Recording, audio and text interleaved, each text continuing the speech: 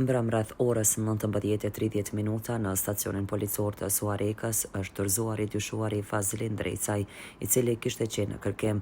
I dyshuari është paraqitur në polici shoqëruar nga avokati i tij dhe dyshohet për vepra penale që lidhen me shitjen dhe posedimin e lëndëve narkotike. Bazuar në informacionet paraprake, i njëjti kishte qenë në kërkim për një periudhë kohore dhe ekzistonin dyshime se mund të lëvizte i armatosur. Policia e Kosovës kishte hartuar një plan operativ për lokalizimin dhe arrestimin e tij, duke angazhuar njësi policore me uniformë dhe në rroba civile.